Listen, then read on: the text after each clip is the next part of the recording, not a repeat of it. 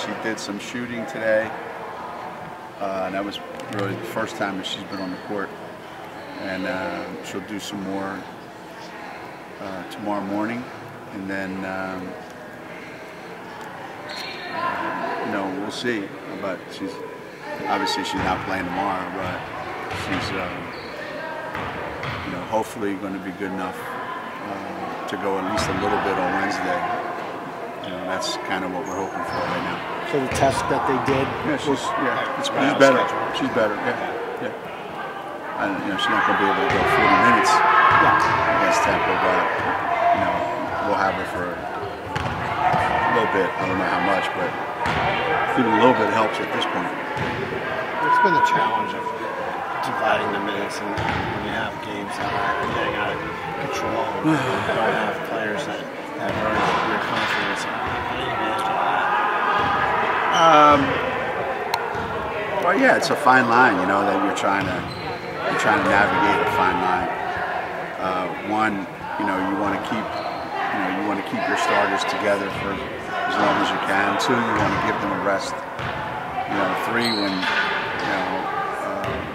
you're subbing in somebody other than Crystal, you know, in the backcourt, it gets a little bit out of sync. You know, so you have to try to figure out, how do we do that? You know, how do we keep all these guys going in the same direction, and how do we not screw up the whole chemistry thing? It's not easy, but those guys, you know, I was watching one of our games, and it might have been the Tulane game or something. We had 62 points at one point, and our starters had 60. And it might have even been our 4 starters had 60 out of the 62. So it's not ideal, you know. Obviously, you know, last year was a little bit better.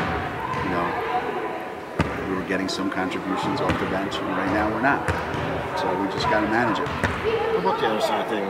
Keisha and King, they know they're going to be out there, they know they're going to get the shots. It seems like you're comfortable with them doing that, and they put themselves in a position to take advantage of the more minutes and the more shots. Yeah, I mean, they know they're going to play X number of minutes. They know they're going to get X number of shots, and everybody else on the team does as well. We're in a position, you know, especially just to use Gabby and Saia as an example. You know, those two, you know, I don't put Kia in that category, but those two don't even see themselves, I think, as primary scorers, or, you know. So Sanaya's not hesitant at all to give the ball up. Neither's Gabby, obviously. So it's not like guys are fighting for shots. You know, everybody knows they're going to get their share of shots. And, you know, up to this point, we don't necessarily have any problems getting shots. Let's put it that way. We're so different. I mean, just help you guys run stuff, because obviously you guys can shoot from the lights out. It's pretty automatic around the basket. So they complement each other really well. They do. We'll run a bunch of stuff for Lou. We don't run as many things for Fisa because she don't know any of our plays. So you know, we just let her kind of go where she wants to go, and then we throw it to her, and she does the rest. You know, but you know, Lou, we try to. You know, Gabby's kind of the same way. You know, Gabby just kind of goes, and you know, we find her. But for Lou, you know, because I know they're paying really special attention to her, and they're going to make it tough for her. You know, sometimes we got to do some special things for her to get the shots that we want. But for the other guys, generally, we just find them. Are you getting the right balance you want? You're taking like 18.5 threes a game. Yeah, we always said 20 is probably the perfect number.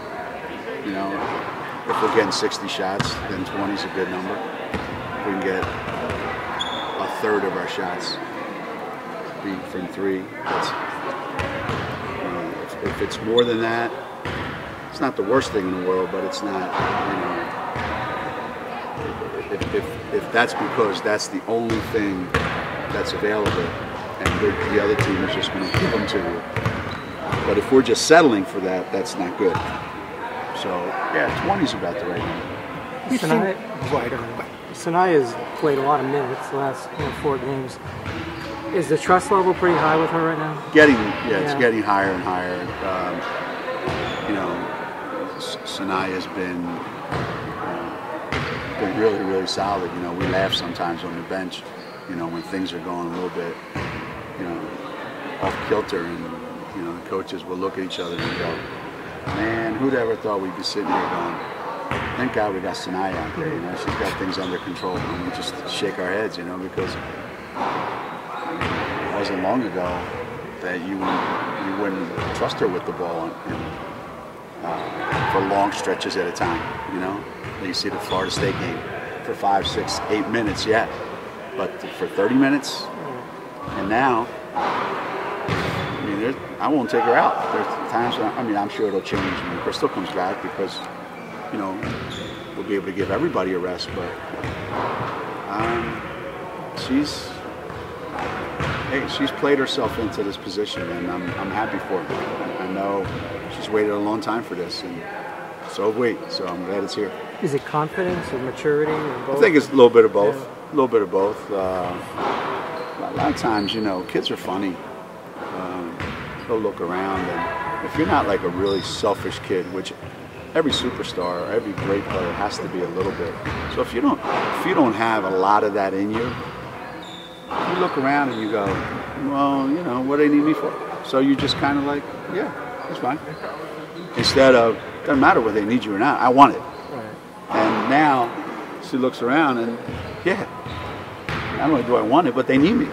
So it's like the best of both worlds for her right now. Funny how she was probably selfish in high school.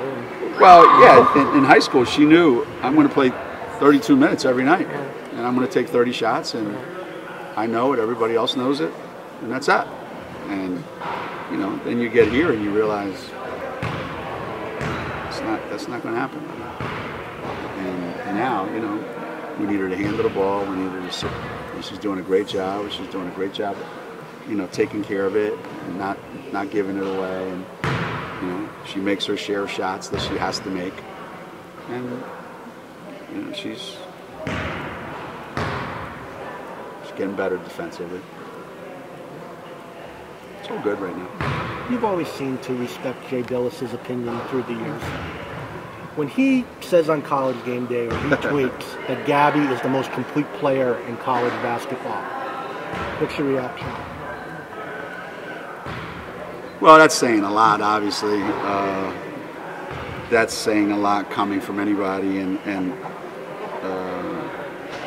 I actually did contact Jay, and I did say to him, because he made another comment about something about our program, about, hey, UConn women's basketball is the most successful program in college basketball history. And I said, it's nice to hear that, and coming from you, that's really, really, really meaningful. And the same thing about Gabby. When he says something like that, who watches more basketball than Jay Bilas? I don't think there's anybody who watches more basketball than he does. And he certainly has a keen insight into the game. And I don't think he's making it up, and I don't think he's just trying to be nice.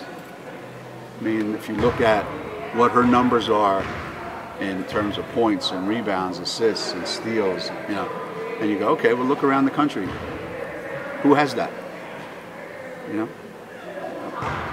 I don't follow the game as closely as Jay does, but it must not be a lot for him to say that. So it's pretty flattering, gotta say.